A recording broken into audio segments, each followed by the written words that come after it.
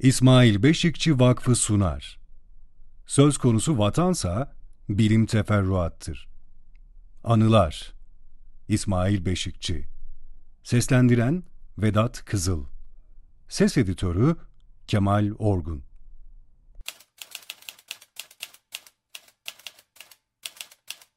Son söz yerine. Değişen olgular, değişen düşünceler ve eleştiri. Düşünsel değişimin kaçınılmazlığı. Ankara Üniversitesi Siyasal Bilgiler Fakültesinde başlayan üniversite öğrenciliği hayatım ve sonraki süreçte bilime ve bilimsel çalışmalara olan ilgim çerçevesinde Kürtlere ilişkin çalışma eğilimim tamamen doğal bir güzergahta gelişti. Ancak Kürtler konusunu bilimsel ilgiye tabi tutma çabalarıma, üniversite çevresi ve Türk düşün camiasının göstermediği ilgiyle beraber verdiği sert tepki, hatta suçlamalar, zamanla beni bambaşka bir mecraya, resmi ideoloji ve bilgi üretimi süreçleri arasındaki ilişkilere odaklanmaya sürükledi. Yaptığım araştırmalar, yazdığım makale ve kitaplar, katıldığım konferans ve sempozyumlar nedeniyle karşı karşıya kaldığım engellemeler, soruşturmalar, akademik hayatımdan koparılmam, idari ve cezai yaptırımlar, gözaltı ve cezaevlerinde maruz kaldığım haksızlık ve hukuksuzluklar, şiddet. Bununla birlikte bu süreçte karşılaştığım, tanıştığım insanlar ve ilişkiler. Kuşkusuz farklı şekillerde düşün hayatımda önemli değişikliklere de neden oldu.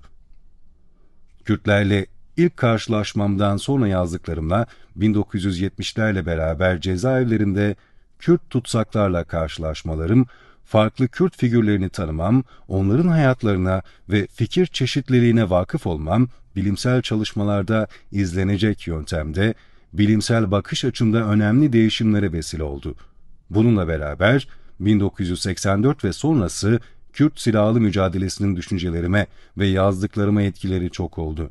Ve tabii ki PKK'nın değişen politikalarının da. PKK üzerine yazmak. 1984 sonrası PKK lehine yazdıklarım farklı Kürt çevrelerince kimi eleştirilere tabi tutuldu. Kuşkusuz bu eleştirilere karşı benim de cevabı eleştirilerim oldu. 1990 sonrası gelişmeler, cezaevi süreci, yeni tanıştığım insanlar, dışarıda olup bitenler, Abdullah Öcalan'ın yakalanması sonrası yaşananlarla beraber zamanla PKK'ye yönelik eleştirilerim ve o cenahtan bana yönelik eleştiriler de oldu. Hatta son dönemde hakkımda yazılan kimi yazılar eleştiri düzeyini aşıp saldırılara dönüştü. Bu vesileyle Kürt siyasal çevrelerinin Beşikçi'den, Beşikçi'nin yazdıklarından, zamanla değişip dönüşen düşünsel serüveninden ne anladıkları, bunlara ne tür tepkiler verdikleri önemlidir. Bu konuda farklı dergi, kitap ve internet ortamlarında yazdıklarım var. Ancak burada da bu konuya kısaca değinmekte yarar görüyorum. Bu çerçevede ilk etapta PKK ile ilişkilerim konusunda bir açıklama yapmak gerektiğini hissediyorum. PKK'nın silahlı mücadeleye başladığı, yürüttüğü dönemlerde bu mücadeleye genel olarak yazılarımla siyasal destek verdim. Bunu herhangi bir kişinin veya grubun isteğiyle, dürtüsüyle veya yönlendirmesiyle değil, tamamen kendi irademle, kendi kavrayışımla yaptım. Gerilla mücadelesi başladığı zaman Çanakkale E-tipi cezaevindeydim. Eylül 1984 başlarında D9 koğuşunda 2 gün üst üste bu mücadeleyle ilgili konuşmalar oldu. Konuşmacı bendim. Arkadaşların soruları oluyordu. Bu yeni mücadelenin sıradan bir isyan olmadığını, ulusal kurtuluş mücadelesi olduğunu vurguladım. Koğuşta 120 kadar arkadaş vardı. Hemen hemen bütün siyasetlerden arkadaş vardı. O dönemde Çanakkale E-tipi cezaevinde de PKK'liler yoktu. Mayıs 1987 sonlarında Antep özel tip cezaevinden tahliye oldum. Tahliye olduğum günlerde kamuoyunun genelinde PKK terör örgütüdür şeklinde bir anlayış vardı. Devlet de, Türk solu da ve Kürtlerin büyük bir bölümü de genel olarak böyle düşünüyordu. Şu veya bu şekilde Avrupa'dan gelen Kürtler de böyle düşünüyordu. Mücadelenin ulusal kurtuluş mücadelesi olduğunu tek tek arkadaşlarla yaptığım konuşmalarda 3-5 kişilik, 5-6 kişilik grup toplantılarında yabancı basına verilen röportajlarda ve yabancı elçiliklerle yapılan görüşmelerde sık sık vurguladım. Gerilla mücadelesinin halkta kısa zamanda destek bulmasından da söz ederdim. Hareketin kısa zamanda kitleselleşmesinde devletin, hükümetin, Kürt bölgelerinde sistematik bir şekilde yaşama geçirdiği baskı zulüm uygulamalarının çok büyük bir rolü vardı. 1970 baharında gerçekleşen komando operasyonları bu bakımdan dikkat çekicidir. Komando, birçok Kürt beldesinde halka baskının, işkencenin yanında Kürtlerin onurunu kırmaya yönelik operasyonlar da uyguluyordu. Komandolar, damatları, gelinleri, torunları olan yaşlı Kürt erkeklerinin erkeklik organlarını ip bağlıyor, bu ipi kadınların eline veriyor, halkın gözleri önünde köyde dolaştırıyordu. Bu tür komando operasyonları 12 Eylül 1980 sonrasında da yapıldı. Bunun devlete, hükümete karşı bir duyguyu, kini oluşturmaması mümkün değildir. Konuşmalarda bunu sık sık vurguluyordum. Mart 1990'da bir kitapla ilgili mahkumiyetten dolayı İstanbul'da Bayrampaşa cezaevine kapatıldım. PKK'li arkadaşların kaldığı koğuşta kaldım. PKK'lileri daha yakından tanıdım. Arkadaşlar arasında gerillaya katılmış olanlar da vardı. Tahliyeden sonra Yeni Ülke, Özgür Gündem, daha sonra Özgür Ülke, Özgür Halk, Demokrasi, Alternatif gibi gazetelerde haftalık yazılarım, zaman zaman röportajlarım yayınlandı. Dergilerde yazılar, kitaplar yayınlandı. Bu arada Berkudan, Serhabun, Özgür Halk dergilerinde de yazılar, röportajlar oldu. Hepsi hakkında da soruşturmalar, davalar açıldı, mahkumiyetler oldu. Bunlar yakından biliniyor. 1998 sonbaharında bir öğleden sonra beni Bursa Adliyesi'ne götürdüler. Adliyede götürüldüğüm odada bir yargıç vardı.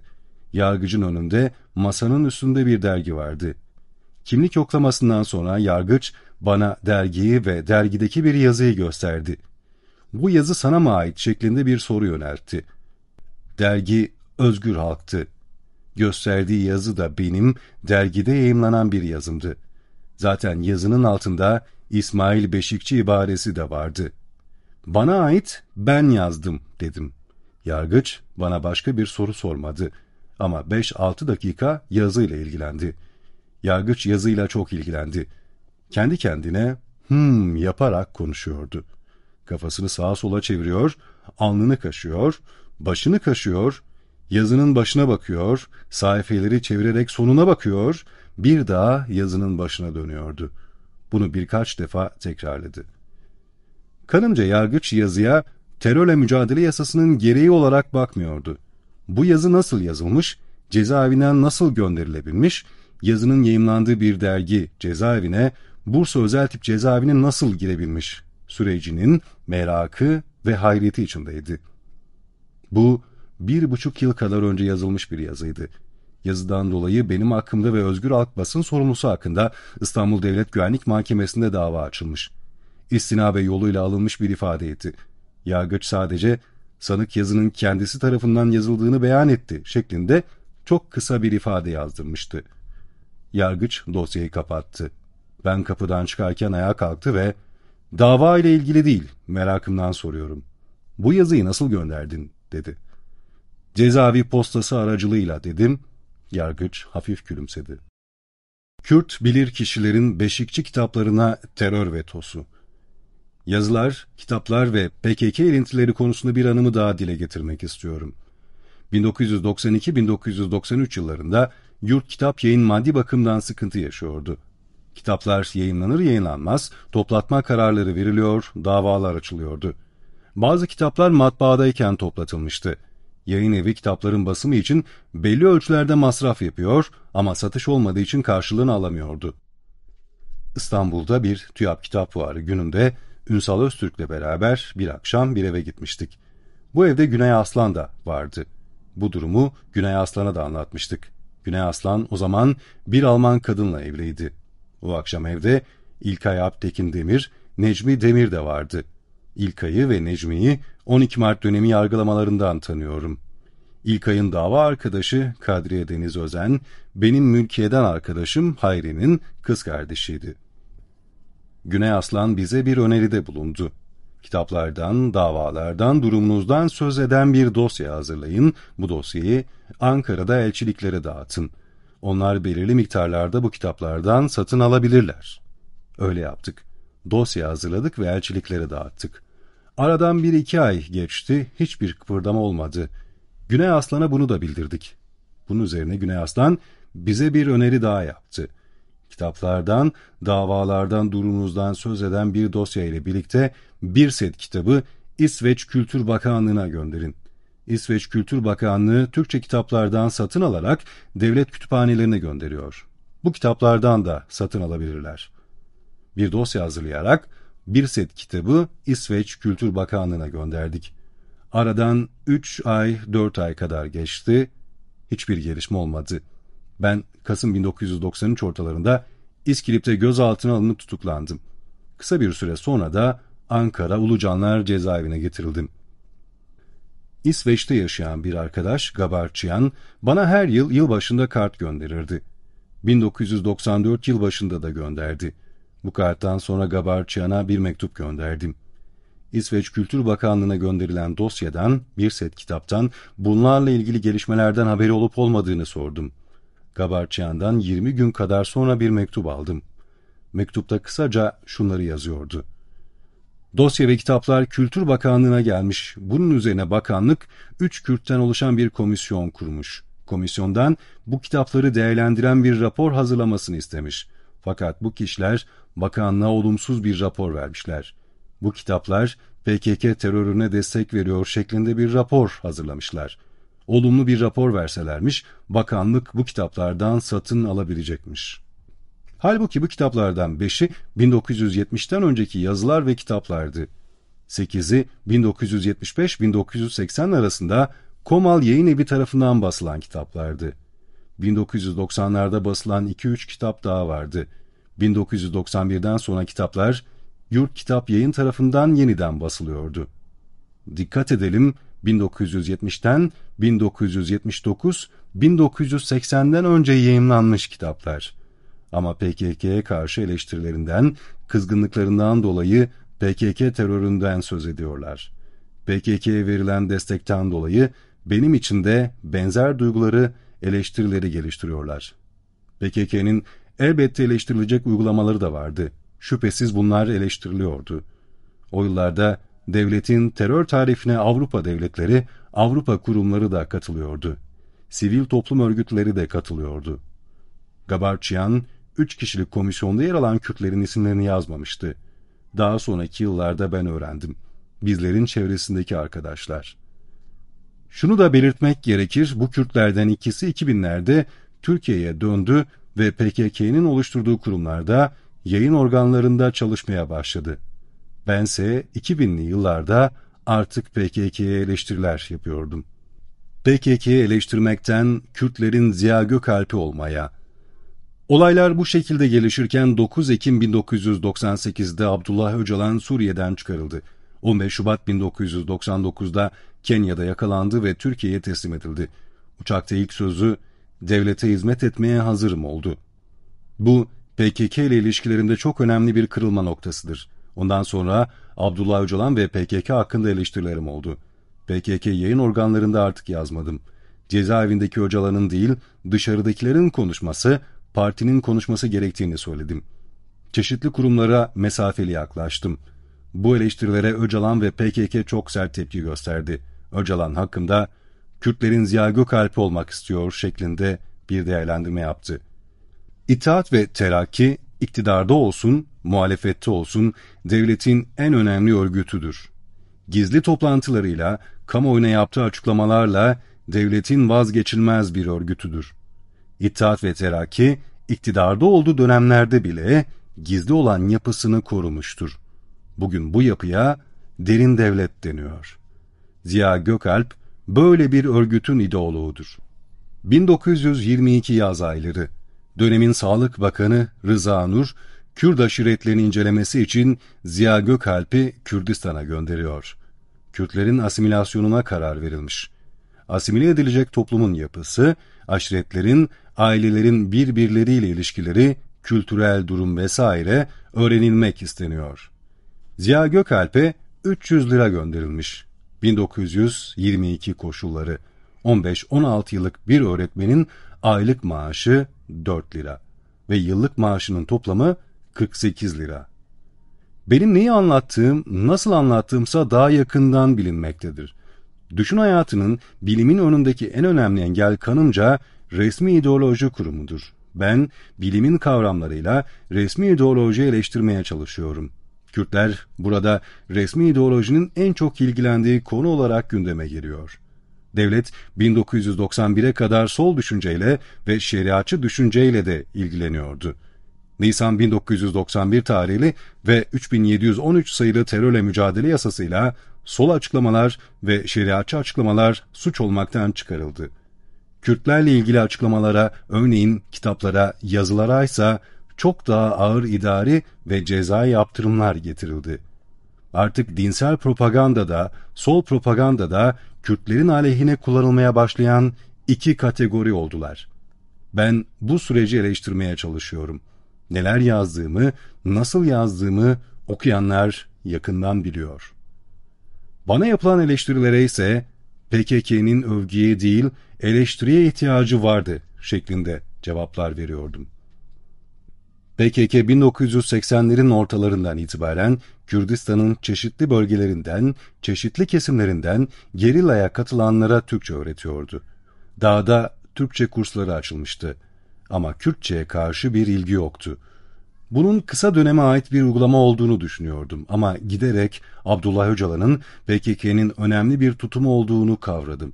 Sık sık dile getirilen ilkel milliyetçi kınamasının, suçlamasının da Kürtçe konuşalım, Kürtçe yazalım, Kürt dilini, Kürt edebiyatını araştıralım diyenler için kullanıldığını fark ettim. Bu tutumun asimilasyonu onaylayan, asimilasyonu geliştiren önemli bir tutum olduğu açıktır. Bu süreçte PKK eleştirilerim biraz daha çoğaldı. Kürdistan'ın güneyinde 2005'te Kürdistan Bölgesel Yönetimi kuruldu. PKK-KCK bu süreci küçümseyen, özellikle Barzanileri küçümseyen, aşağılayan bir tutum izledi. Türk ordusunun bölgeye girmemesine dikkat edilmesi gerekirdi. Ancak bu konuda da yeterince özen göstermediğini düşünüyorum. Bu sürecin de eleştiri konusu olacağı açıktır. Tekrar bilim yöntemi üzerine veya savunmanın savunmasının savunmasına katkı. Bilim kavramı. Günlük konuşmalarda, politik tartışmalarda, sanat, edebiyat yazılarında, toplumsal ve siyasal sorunlar çerçevesinde yapılan sohbetlerde, konuşmalarda en çok kullanılan sözcüklerden biri bilim sözcüğü oluyor. Fakat bu, bilim kavramının içeriğine, bilim kavramındaki esas içeriğe yüklenen anlama uygun bir kullanım değildir. Bilim sözcüğünün sık kullanılması, bilime, bilim insanına saygı duyulduğunun vurgulanması, bunun için çaba sarf edildiği anlamına gelmiyor. Bugün bilim kavramı içeriğinden boşaltılmış, gelişigüzel, ulu ortak kullanılan bir sözcük haline gelmiştir. Sık sık kullanılması, bilim yönteminin özüne uygun bir şekilde var olduğu anlamına da gelmiyor. Bilim yöntemine saygı duyulduğu anlamına gelmiyor. Örneğin rüşvet almaktan suçlanan ve hakkında soruşturma açılan bir hükümet üyesi, polis evde bilimsel bir şekilde arama yaptı demişti. Bu, görevlilerin eve girerken ayakkabılarını çıkararak girdiği, arama yaparken eşyaları kırıp dökmediği, dağıtıp saçmadığı anlamına geliyordu. Büyükelçilikteki gece bilimsel bir şekilde düzenlenmişti deniliyor. Buradaki bilimsel sözü, protokol kurallarına riayet edildiğini, herkesin yerli yerinde oturduğunu anlatıyor. Maç, bilimsel bir şekilde başladı ve bitti ifadesinde, maç sırasında herhangi bir kargaşa yaşanmadığı, hakeme karşı bir taşkınlık yapılmadığı anlatılmaya çalışılıyor. Bütün operasyonlarda insan haklarına, hukuk devleti ilkelerine riayet ediliyor, bilimin gereklerine göre davranılıyor önermesindeki bilim sözcüğü, örneğin işkence yapılmadığına işaret etmek istiyor. Yukarıda sıralanan bu önermelerde bilim kavramının bilimin içeriğine uygun bir şekilde kullanılmadığı besbellidir. İnsanlar, kurumlar, bilim gereğince, bilime göre gibi kavramları sık sık kullanarak yaptıkları işe biraz daha saygınlık, biraz daha ciddiyet kazandırdıklarını düşünmektedirler. Meşruiyet arayışı içinde olanlar, bilimsel düşünce gereğince, ilmin ışığında, bilimin en son verilerine göre şeklinde bu kavramı sık sık kullanmak gereğini duymaktadırlar. Bilim kavramı yazı, konuşma, toplantı etkinlikleri çerçevesinde de kullanılıyor. Örneğin bilimsel bir yazı, bilimsel bir kitap, bilimsel bir konuşma, bilimsel bir seminer kavramları sık sık dile getiriliyor. Fakat bu tür kullanımlarda da bilim yöntemi kavramının içeriğine dikkat edilmediği, bu içeriğe uygun davranılmadığı gözlenmektedir. Bu tür kullanımların önemli bir kısmının yine gelişigüzel ve ulu orta kullanımlar olduğu, kavramdan uzak, esas içerikten yoksun oldukları gözlenmektedir. Bütün bunlar üniversitede, basın yayın organlarında, kamu yönetiminde, bilim, bilim yöntemi, bilimsel düşünce gibi kavramlarla ilgili olarak sağlıklı, işin özüne uygun bir bilincin gelişmediğini göstermektedir. Üniversite, bilimin üretildiği çok önemli bir merkezdir. Ama üniversitede de bilim kavramının kullanılmasında bir savrukluk vardır. Bilim olgusaldır denir ama olguların adlandırılmasında, saptanmasında devletin normları, resmi ideoloji esas alınır. Bugün üniversitedeki profesörler arasında bilim, bilim yöntemi gibi kavramlar konusunda bir sınav yapılsa, sağlıklı cevap verenlerin sayısı kanımca az olur. Çoğunun cevabı ezan susmaz, bayrak inmezin ötesine geçmez. Özellikle sosyal bilimler alanında, hukuk gibi normatif bilimler arasında, ilahiyat alanında durumun daha da vahim olduğu söylenebilir.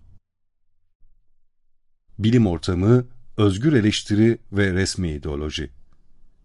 Bilim bir düşünce yöntemidir. Mitoloji, metafizik, din, sanat, edebiyat vesairede düşüncenin yöntemleri olarak kabul edilebilir. Toplumların tarihsel gelişim süreçlerinde insanların doğayı, tarihi, toplumu, insanı anlamada bu yöntemleri kullandığı görülebilmektedir.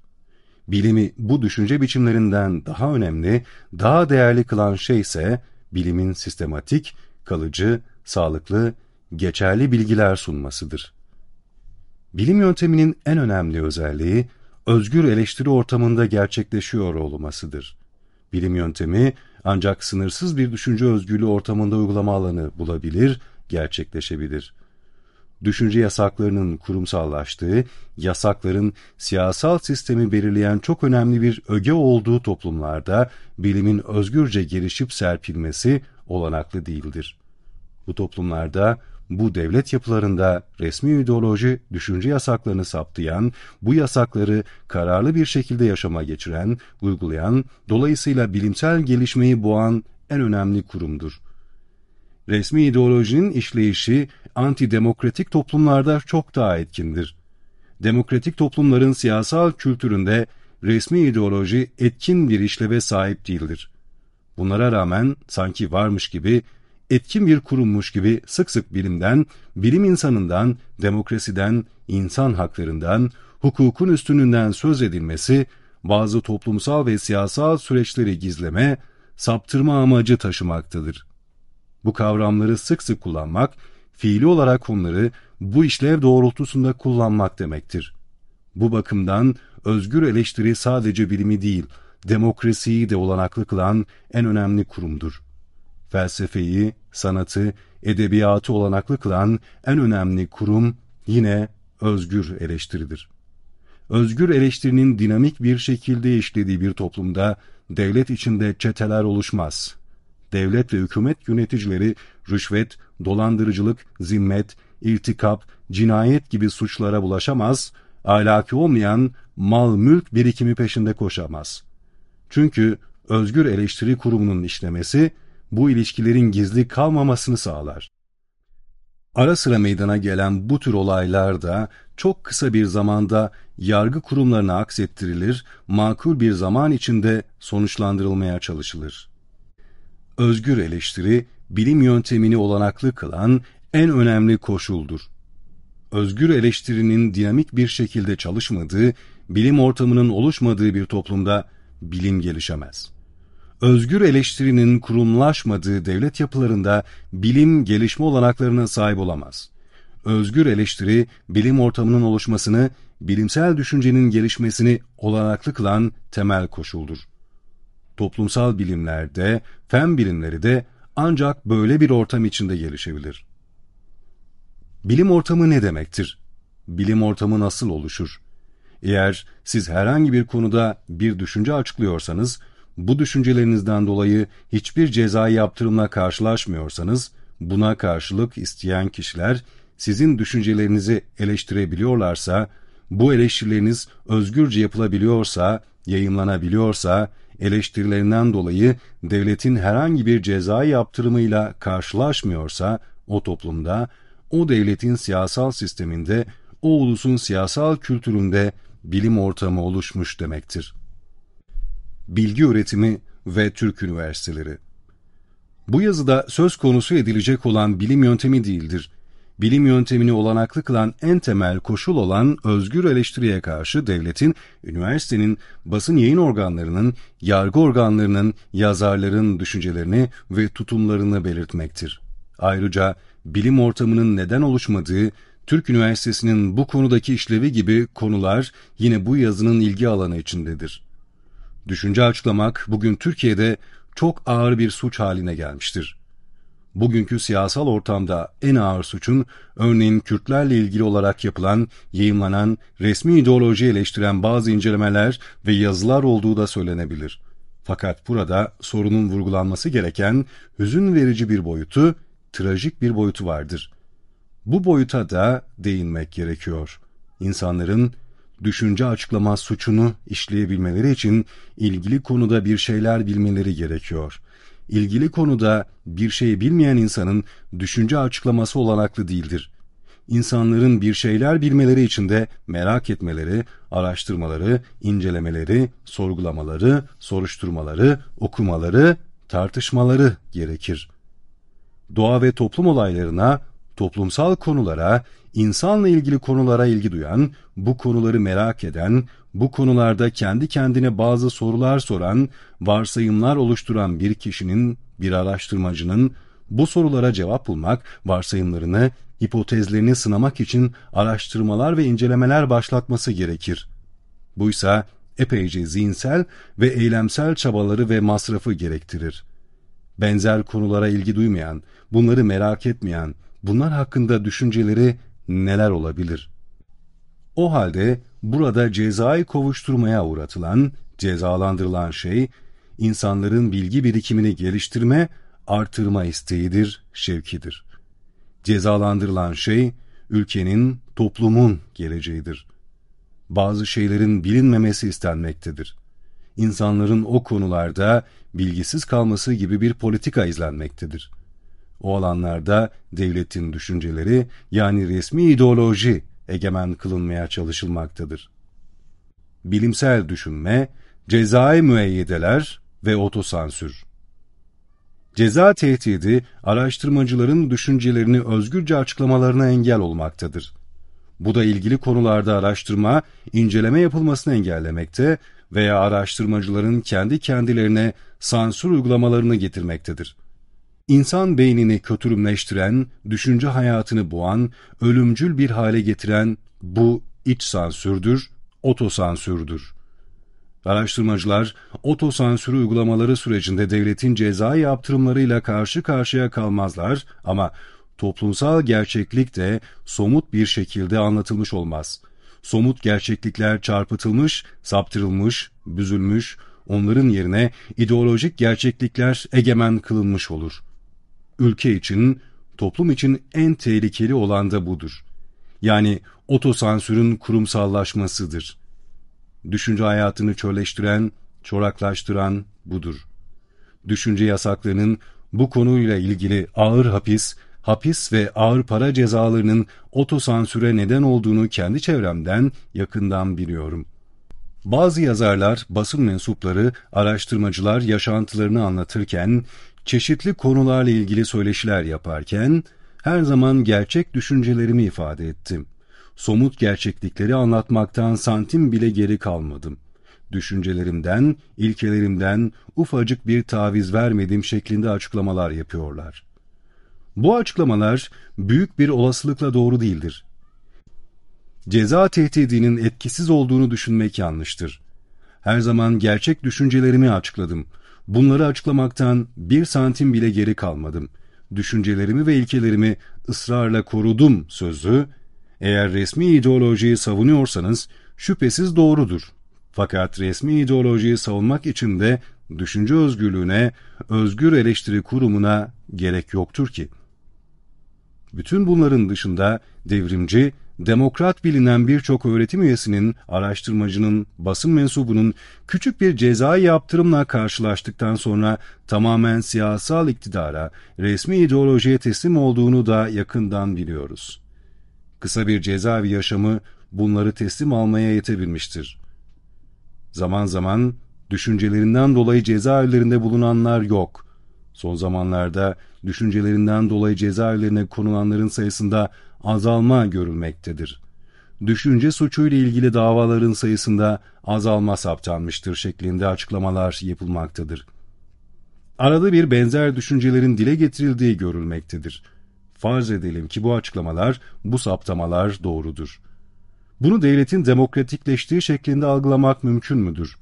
Bunları yazarların, araştırmacıların, basın mensuplarının, üniversite mensuplarının kendi kendilerine sansür uyguladıkları, hassas konulardan uzak durdukları, bilim dışı, hukuk dışı uygulamaları eleştirmedikleri, böylece bu uygulamalara, bu devlet politikalarına destek verdikleri şeklinde algılamak ve yorumlamak daha gerçekçidir. Zihni kötürümleştiren, düşünce üretimini engelleyen, düşünce hayatını çoraklaştıran, çölleştiren temel etkinin bunlar olduğunu daha önce de belirtmiştim. İnsan Hakları Derneği ile Basın Konseyi arasındaki cezaevlerinde tutulan gazetecilerin sayısı konusunda yapılan tartışma bu bakımdan hiç anlamlı değildir. Herkes düşünce yasaklarına riayet ettiği zaman bu sayı sıfır da olabilir. Düşünce yasaklarına boyun eğme ise beyinleri kötürümleştirici, kurutucu bir etki yaratıyor. Basın Konseyi'nin çok farklı ölçütler kullanarak cezaevlerinde tutulan gazetecilerin sayısını çok küçük gösterdiği bilinmektedir. Otosansürün kurumsallaşması sürecinde düşünce yasakları artık içselleşir bir hale gelmektedir. Yasaklar içsel bir hale geldiğinde ise mevzuattan, yani düşünce yasaklarını dile getiren yasaklardan, yönetmeliklerden önce kişinin, araştırmacının kendi düşüncesi, zihniyeti artık yasakları onaylar olmaktadır. Cezaevlerinde tutulan gazeteciler kategorisi içine muhabirler, yazı işleri müdürleri, köşe yazarları, karikatüristler, gazete sahibi, yayın evi sahibi gibi elemanlar girmektedir. Fakat örneğin araştırmacı yazar kavramını böyle bir kategori içine sokmak mümkün değildir. Araştırma, inceleme yapan fakat gazeteci olmayan pek çok kişi vardır. Düşüncenin suçlandığı, yargılandığı, cezalandırıldığı bir yerde en çok gelişen, yaygınlaşan kurumlardan biri otosansür kurumu olur. Otosansürün kurumsallaşmasının bir toplumun geleceği açısından büyük bir tehlike oluşturduğunu belirtmeye çalışıyorum. Bu koşullarda cezaevlerinde düşüncelerinden ve yazılarından dolayı tutulan yazarlar da çok az olur veya olmaz. Öte yandan yazı işleri müdürü, gazete sahibi, yayın sahibi, daha çok idari işler yürüten elemanları görmek mümkündür. Bazı konular üzerinde, bazı sorunlar üzerinde düşünmenin, bu konular üzerinde araştırma, inceleme yapmanın, resmi ideoloji eleştirmenin yasak olduğu vurgulanmaktadır. Anayasayla, ceza yasalarıyla, ceza yasasını tamamlayan, örneğin terörle mücadele yasası gibi yasalarla, yönetmeliklerle bu yasakların dile getirildiği görülmektedir. İşte tam da bu konuda hangi düşüncelerin yasak olduğunun, hangi düşüncelerin açıklanmasının cezai yaptırımla karşılaştığının incelenmesi gerekir. Bazı düşüncelerin ısrarlı bir şekilde açıklanması da devlet tarafından istenebilir. Devlet bu düşüncelerin açıklanmasını teşvik edebilir, bunların da irdelenmesinde yarar vardır. Düşünce yasaklarının siyasal işlevi üzerinde durmak ayrı bir konudur. Yasaklarla hangi olguların veya olgusal ilişkilerin gizlendiğinin belirtilmesine gerek vardır. Yasaklanan düşüncelerle, o düşünceler tarafından ifade edilmeye çalışan toplumsal ve siyasal olgular ve olgusal ilişkiler arasındaki bağın irdelenmesi yine önemli bir konudur. Yasaklanan düşüncelerin o olguları veya olgusal ilişkileri açıklayıp açıklayamadığı, önermelerle olgular arasında bir uygunluk bulunup bulunmadığı, yani olgusal doğruluk olup olmadığı konusu üzerinde durmak gerekir. Bu düşün yasaklarının siyasal işleviyle organik olarak ilintili bir konudur. Topluma karşı, insanlığa karşı suç işleyen devletlerin bunların gizli kalmasını sağlamak için yasaklar koyması kendi açısından zorunluluk olmaktadır. Her yasak bir suçu, bir ayıbı, hukuk dışı bir ilişkiyi gizlemek için konulmuştur. Düşünce yasaklarında ısrar etmek, topluma karşı suç işlemeyi sürdürmek, gizli kapaklı ilişkileri sürdürmekte ısrarlı olmak anlamına gelmektedir. Devlet tarafından topluma karşı siyasal, toplumsal suçlar, insanlık suçları işlenmediği zaman düşünce yasakları koyma gereği de ortadan kalkar. Düşünce yasakları bazı araştırmacılar, üniversite mensupları ve basın mensupları için çok doğal gelmektedir. Bunlar, biz vatanseveriz, devletimizi, milletimizi çok severiz. Devletin koyduğu yasaklara riayet ederiz. Gerçek bilim ancak böyle yapılır. Gerçek bilim insanı bu yasakları görmezden gelmez. Devlet elbette bir şeyler biliyor ki bu yasakları koymuş. Devletin bildiği şeyleri herkesin bilmesi, öğrenmesi gerekli değildir. Zaten bunlar herkesin idrak edemeyeceği şeylerdir, demektedirler. Yasaklara riayet, vatanseverlik gibi subjektif bir kavramla açıklanmaktadır. Bu anlayışa hikmet-i hükümet veya hikmet-i devlet anlayışı da denilmektedir. Devletin hikmetinden sual olunmaz anlayışı, bilim yönteminin objektifliği karşısında vatanseverlik, subjektif bir duyguyu, ahlaki bir durumu anlatır. Bilim yöntemini objektif kılan şey, özgür eleştiri kurumudur.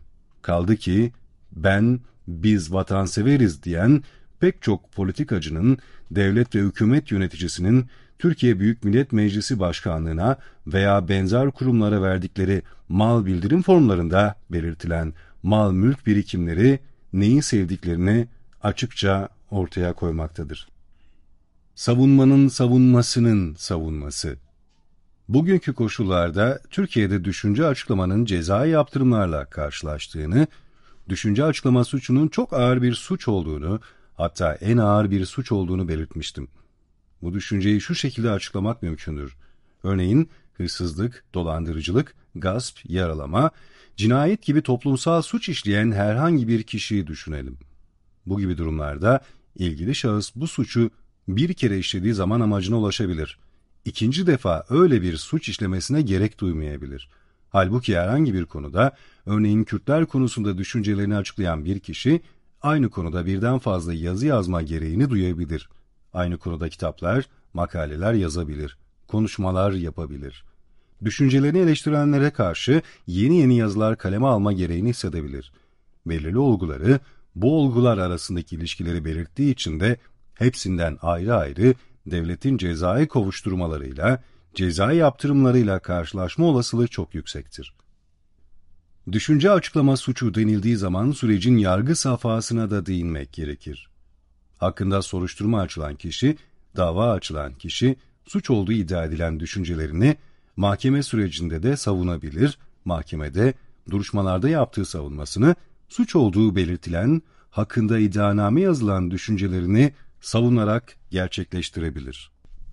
Bu savunmaları da içine alan mahkeme sürecini de, bu sürece ilişkin belgeleri de yayımlayabilir. Buysa, Türk ceza anlayışı açısından yeni bir suç oluşturur, yeni bir kovuşturmayı, yeni bir davayı gerekli kılar. Böylece savunmalar da suçlanmış olur, cezalandırılmış olur. Dava süreci, savunmanın savunması, savunmanın savunmasının savunması şeklinde uzayıp gidebilir. Buradan ömür boyu suçluluk, potansiyel suçluluk durumu ortaya çıkabilir. En azından teorik bakımdan doğrudur. Emniyet-i Umumiye nezareti altına alınmaktan ağır para cezalarına.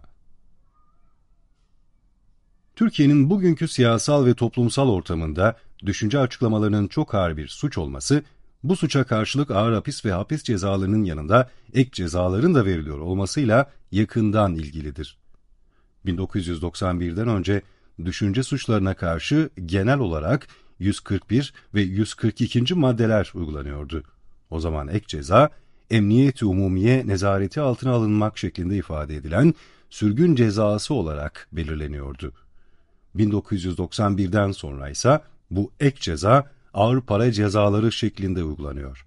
Örneğin Kürtler konusunda, Kürtlerin karşı karşıya olduğu sorunlar konusunda konuşmalarıyla, yazılarıyla resmi ideolojiye aykırı düşünceler belirttiği söylenen araştırmacılar, ağır hapis veya hapis cezaları dışında 250 milyonluk, 400 milyonluk, bazen milyarlık ağır para cezalarına da mahkum edilmektedir. 1991'de yürürlüğe giren terörle mücadele yasasıyla Kürtler ve Kürtlerin sorunlarıyla ilgili düşünce açıklamalarının terör kapsamında değerlendirildiği, bu suçlara verilen cezaların infazının çok ağır koşullar altında özel tip cezaevlerinde yapıldığı biliniyor. Düşünce açıklama suçunu çok ağır suç yapan başka bir etken de bu suçtan dolayı birden fazla kişi hakkında ceza davası yürütülüyor olmasıdır. Kitapsa yazardan başka yayın evi sahibi, gazete veya dergi makalesi ise yazardan başka yazı işleri müdürü ve ilgili kurumların sahibi hakkında da davalar görülebilmektedir. Örneğin ağır hapis veya hapis cezası hem yazara hem de yayıncıya verildiği gibi ağır para cezası da hem yazara hem de yayıncıya verilmektedir. Halbuki dava konusu edilen örneğin kitap zaten toplatılmıştır. Dağıtımı, satışı yasaklanmıştır. Bunun yanında örneğin 2000-3000 adet basılan bir kitabın arka yüzünde yazılan fiyatıyla tamamı bile satılmış olsa, yazarın veya yayıncının borcunun cezasının çok çok küçük bir kısmına denk gelebilmektedir. Özgür düşünce ortamının olmadığı bir özerk üniversite mümkün mü? Düşünce yasaklarının düşünce hayatını yakından ilgilendirdiği şüphesizdir. Üniversiteler, basın, yazarlar, çeşitli sanat ve kültür kurumları düşünce hayatı ile ilgili kurumlardır. Düşünceler bu kurumlarda gelişir, serpilir. Fakat Türk Üniversitesi'nin düşünce yasaklarına karşı ciddi bir tutumu yoktur. Türk Üniversitesi'nin Özgür Eleştiri Kurumu'nun bilimi olanaklı kılan en önemli kurum olduğunun bilincine vardığı kanısında değilim. Çünkü düşüncelerinden dolayı devletin sürekli olarak ceza tehdidi altında bulunan araştırmacılar, yazarlar konusunda Türk Üniversitesi'nin hiçbir tavrı yoktur. Bu süreç görmezden, bilmezden, duymazdan gelinmektedir. Hatta düşünce açıklama özgürlüğüne karşı olduğunu, bazı düşüncelerin açıklanmasının suç olduğunu açıkça söyleyen yazar, profesörler de vardır. Bunlardan dolayı Türk Üniversitesi'nin kurum olarak düşünce özgürlüğüne, Özgür Eleştiri Kurumu'nun etkili bir şekilde çalışmasına karşı olduğu söylenebilir. Türk Üniversitesi, düşüncenin böylesine baskı altında tutulmasının, özgür eleştirinin yasaklanmasının, bilimsel düşünceyi tamamen çürüttüğünün, bu devlet politikasına karşı durmak gerektiğinin bilincinde de değildir. Üniversitenin rektör seçimi, dekanların seçimi, bölümlerin, enstitülerin görevleri, öğretim üyelerinin maaşları gibi teknik konularda tavırları, istekleri vardır. Bu gibi teknik konular karşısında 2010'ların ortalarına kadar zaman zaman tavırlar, davranışlar sergilenebilmekteydi. Fakat bu konular üzerinde de artık üniversitenin fazla bir hükmü kalmadı. Aynı şekilde üniversitenin özü olan Özgür Eleştiri Kurumu konusunda, özgür düşüncenin gelişme olanakları konusunda hiçbir tavrı, davranışı yoktur. Halbuki özgür düşünce yoksa, özgür eleştiri yoksa, bilimin üretilmesi de mümkün değildir. Özgür eleştirinin olmadığı, yasaklandığı bir yerde, bilim kafasına sahip bilim insanlarının çoğalması da olanaklı değildir. Halen yürürlükte olan 2547 sayılı ve 6-11-1981 tarihli Yükseköğretim Kanunu'nun 4. ve 5. maddelerinin iyi anlaşılması gerekiyor. Bu maddelerde düşünce açıklama özgürlüğünü kısıtlayan, sınırlayan, resmi ideolojiyi yani düşünce yasaklarını sınırlayan pek çok hüküm var. Bu yasaklarla bilim yapılmasının, bilimsel zihniyete sahip araştırmacılar, bilim insanları, profesörler yetiştirilmesinin hiçbir olanağı yoktur. Düşünce açıklama özgürlüğü gibi temel bir özgürlüğün böylesine sınırlandığı bir yerde, bilim özgürlüğünün hiç olmayacağı besbellidir. Bilimin sınırsız bir düşünce özgürlüğü ortamında özgür eleştirinin dinamik bir şekilde çalıştığı ortamlarda üretilebildiği, tartışılmaması gereken temel bir doğrudur. Yükseköğretim Yasası'nın 53 Taksim C 7 maddesinin de bu açıdan değerlendirilmesi önemli olmaktadır. Bu yasaklarla ancak memur zihniyetine sahip araştırmacılar, sözde bilim insanları, profesörler yetiştirilir. Zaten Yükseköğretim Kanunu'nun bilimin özgürce üretilebilmesi için elverişli ortamlar hazırlamak gibi bir amacı da yoktur. Öğrencilerin nasıl yetiştirilmeleri gerektiği, hangi ilkeler doğrultusunda yetiştirilmeleri gerektiği, üniversite yasalarının çok önemli bir endişesi olmuştur. Daha önceki 1750 sayılı ve 7 Temmuz 1973 tarihli Üniversiteler Kanunu'nun da temel endişesi budur. Bu yasanın 3. maddesinin irdelenmesi bu bakımdan önemlidir. Bu yasaların askeri yönetimler döneminde veya askeri yönetimlerin hemen sonrasında çıkarıldığı, vurgulanması gereken önemli bir boyuttur. 4936 sayılı ve 18 Haziran 1946 tarihli Üniversiteler Kanunu'nun örneğin bu konularda 3. maddesinin içeriği biraz değişiktir. 4936 sayılı yasanın daha sonraki iki yasa ile karşılaştırılması önemlidir. Bu karşılaştırma, toplumsal ve siyasal gelişim içinde üniversitelerin işlevi konusunda da dikkate değer bilgiler verecektir. 2547 sayılı Yükseköğretim Yasası ile ilgili olarak bir konunun daha belirtilmesi gerekiyor. Yükseköğretim kurumları yönetici, öğretim elemanı, memurları disiplin yönetmeliği başlıklı yönetmelik dikkatlerden uzak tutulmamalıdır. 21 Ağustos 1982 tarihli bu yönetmelik 17.789 sayılı resmi gazetede yayımlanmış. Düşünce yasaklarını, düşünce kısıtlamalarını ayrıntılarıyla ortaya koyan bir yönetmeliktir. Bu yönetmelikte 1998 yılında bazı değişiklikler yapılmış. Örneğin 3. maddesinde yapılan değişikliklerle yasaklamalar, kısıtlamalar daha da artırılmış.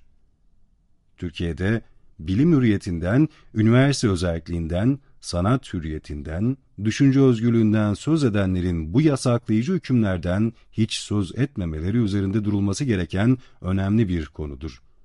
Bu, düşünce yasaklarının artık içselleştirildiği, doğal karşılandığı anlamına da gelmektedir. Üniversite öğretim üyeleri gerek üniversitenin gerek kendilerinin bu açılardan eleştirilmesini bilmezlikten, duymazlıktan, görmezlikten gelmektedirler.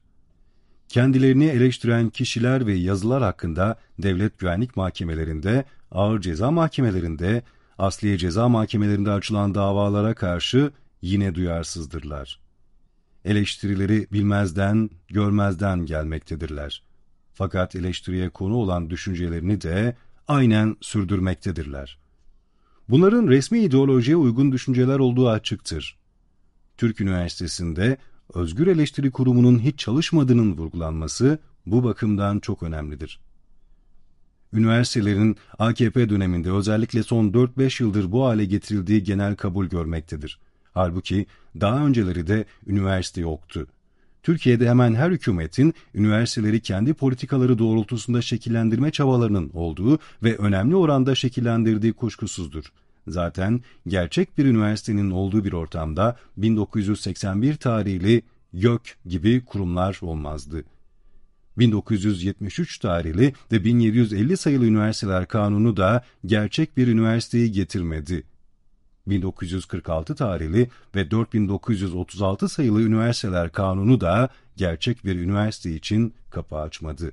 1933'te Darülfünun'dan üniversiteye geçişte gerçek bir üniversitenin kurulmasını sağlamadı.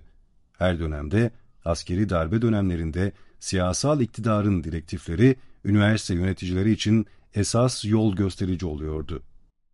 Hassas konulara dokunmamak. Cumhuriyet döneminde siyasal iktidar tarafından akademiye çok önemli bir direktif verilmiştir. Türkiye'de yaşayan herkes Türktür. Kürtçe diye bir dil yoktur. Cumhuriyetten sonra Kürtlerin başına ne iş gelmiştir gibi konular üzerinde araştırma, inceleme yapılamaz. İkinci bir direktif de Ermenilerle ilgilidir. 1915'te Ermenilerin başına ne iş gelmiştir, Ermeni malları kimlerin denetimine geçmiştir gibi konular araştırma, inceleme konuları olmayacaktır. Bu direktifin gizli veya yazılı verildiği açıktır. Akademi bu direktife de %100 uymuştur. Cumhuriyetten sonra akademinin, üniversitenin yeniden teşkilatlanmasında böyle bir ayıp vardır. Ama bu direktife uyulup uyulmadığının hassasiyetle takip edildiği açıktır. Burada çok büyük bir haksızlık olduğundan kuşku yoktur. Ama düşünce üzerinde o kadar ağır bir baskı vardır ki, bu haksızlığı dile getiremeyecek kadar korku, akıl tutulması yaşanabiliyor. Düşün hayatı üzerinde, bilim hayatı üzerinde o kadar ağır bir baskı vardır ki, haksızlıklar karanlık kalabiliyor, vicdanlar sönebiliyor. Öte yandan insanların bu arada profesörlerin baskın kültüre doğru çekilmesi daha kolay, daha cazip olabiliyor. 1933'te Nazi zulmünden ve özgürlüklerin kısıtlanmasından sonra pek çok profesör Almanya'yı terk ederek dünyanın dört bir yanına sığındı. Onların bir kısmı da Türkiye'ye geldi. Darülfünun'dan üniversiteye geçiş döneminde üniversitenin yeniden teşkilatlanmasında bu profesörlerin çok büyük rol oynadığı söylenebilir. Ama Türkiye'de de solculara karşı, özellikle Kürtlere karşı çok büyük baskılar vardı. Bu profesörler, bilimin ifade özgürlüğü ortamında gerçekleşebileceği konusunda hiçbir söz söylemediler. Özgürlüklerin kısıtlanmasından dolayı Almanya'yı terk ettiler ama Türkiye'de bunu hiç sorun etmediler. Kürtlere karşı sürdürülen asimilasyon, imha politikalarına onlar da destek verdiler. Halbuki bilimin üretilmesinde esas olan ifade özgürlüğüdür. İfade özgürlüğü yoksa, kısıtlanmışsa, akademik özgürlüğün hiçbir değeri yoktur. Oysa ifade özgürlüğü Türkiye'de hiçbir dönem söz konusu olmadı. Bu çerçevede önemli bir konuya daha işaret etmek gerekir. İsmail Gaspıralı, Ahmet Ağaoğlu, Yusuf Akçura, Zeki Velidi Togan, Sadri Maksudi Arsal ve Abdülkadir İnan gibi kişiler Çarlık Rusyası'nda doğup büyüdüler. Rusya'nın Türklere karşı uyguladığı asimilasyon, baskı, zulüm politikalarından şikayet ettiler ve Rusya'yı terk ederek Türkiye'ye sığındılar.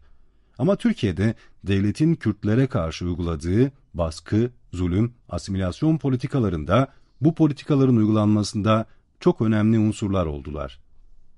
Türk düşün hayatı, bilim hayatı söz konusu olduğu zaman bütün bu ilişkilerin bilimin kavramlarıyla incelenmesinde büyük bir zorunluluk ve gereksinim vardır. Bilirkişilik kurumu ve üniversiteler. Türk Üniversitesi'nde bilimsel zihniyete sahip bilim insanlarının oluşmamasının ve yetişmemesinin en önemli, en çarpıcı göstergelerinden biri bilirkişilik kurumudur. Üniversitenin ceza hukuku, kamu hukuku, anayasa hukuku, sosyoloji, tarih, antropoloji, felsefe, iktisadi doktrinler tarihi, ekonomi, Türk dili ve edebiyatı gibi kürsülerine mensup çeşitli profesörlere mahkemeler tarafından kitaplar, yazılar gönderilmektedir. Mahkemeler, bir profesörden veya 3-5 profesörden oluşan heyetlerden ilgili kitapta veya yazıda suç olup olmadığının incelenmesini istemektedirler. Profesörler de ilgili yazı veya kitap konusunda suç unsurları vardır veya suç unsuruna rastlanmamıştır şeklinde raporlar hazırlamaktadır. Bir yazının veya kitabın üniversite profesörleri tarafından içinde suç var mı yok mu diye okunması büyük bir ayıptır, çirkinliktir. Düşüncede suç aramak elbette bilim yöntemine aykırı bir durumdur. Bu, bilim zihniyetinin değil, memur zihniyetinin bir göstergesidir. Memurların resmi ideolojinin ilkeleri doğrultusunda yetiştirildikleri besbelli bir gerçekliktir. Türk Üniversitesi de zaten memur yetiştirmektedir. Falanca kitapta, yayında suç unsuruna rastlanmamıştır şeklinde rapor hazırlamak, ilgili profesörleri sorumluluktan kurtarmaz. Çünkü falancanın kitabında suç unsuru yoktur demek, fakat bir başkasının kitabında suç unsuru olabilir anlamına gelmektedir. Burada önemli olan kitabın veya yazının içinde suç unsuru var mı yok mu sahikiyle okunmasıdır. Bu 2010'lara kadar ağır ceza mahkemelerinde, asliye ceza mahkemelerinde, devlet güvenlik mahkemelerinde çok uygulanan bir yöntemdi.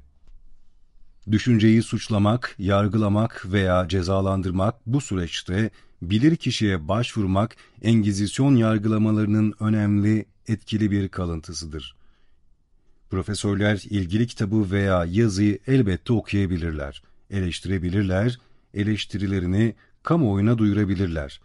Eleştirilerini sürekli kılabilirler. Fakat kendileri gibi düşünmeyen, kendi düşüncelerine aykırı şekilde düşünen kişileri suçlu ilan etmeleri, o kişilerin cezaevine konulabileceğinin söylenmesi, bilimsel zihniyetin çürüdüğünün, beyinlerin kötürümleştiğinin önemli bir göstergesidir.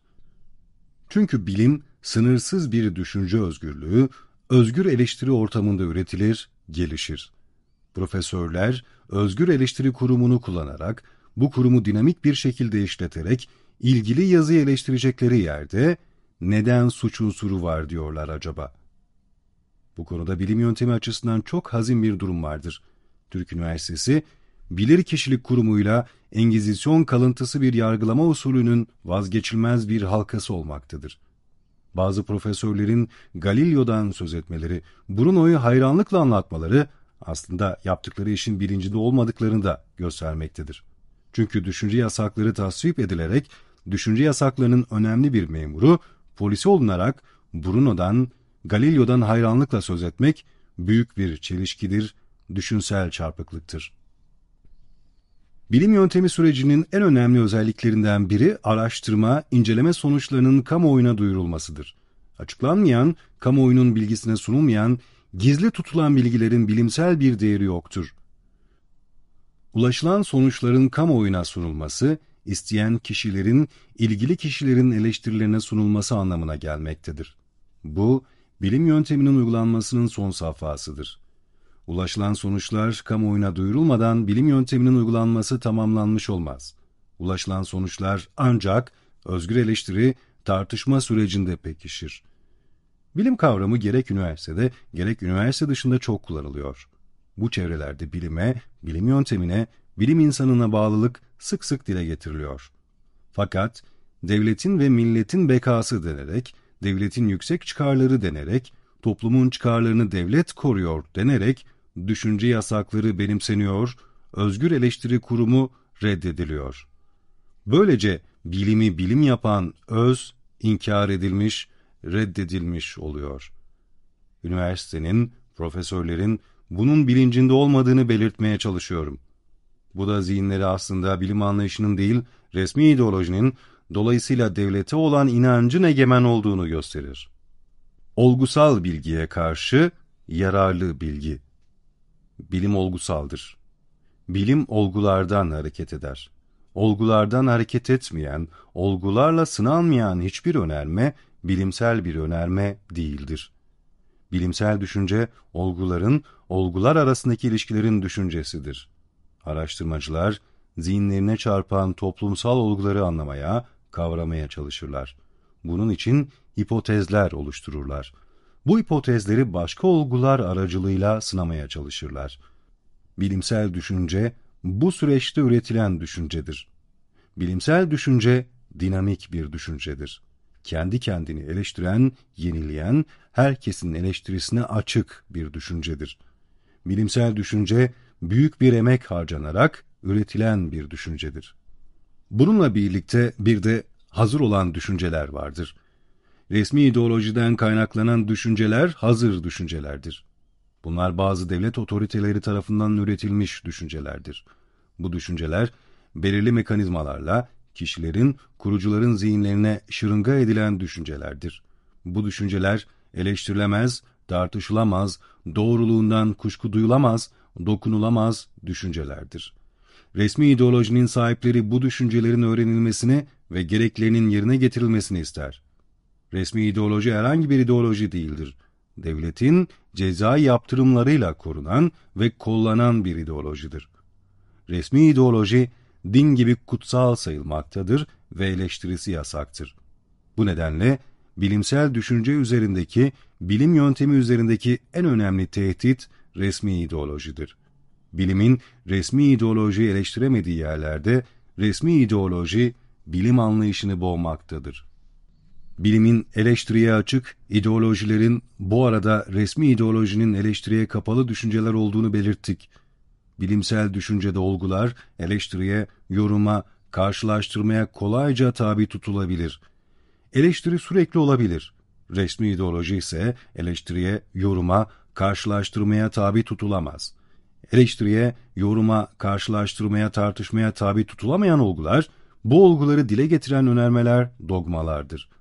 Dogmalaşan olgular, önermeler, kendileriyle bilinçsizce ilişki kuranları, yani özgür eleştiri sürecini işletmeden ilişki kuranları kendilerine bağımlı kılarlar, tutsak ederler. Dinsel dogmalarla resmi ideolojinin dogmaları arasında ceza yaptırımları açısından ciddi bir fark yoktur. Bu bakımdan özgür eleştiri vazgeçilmez bir kurumdur.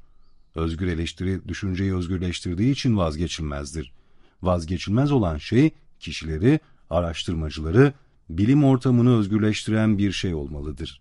Bilimsel düşünce olguların düşüncesidir. Olgulardan hareket eden bir düşüncedir.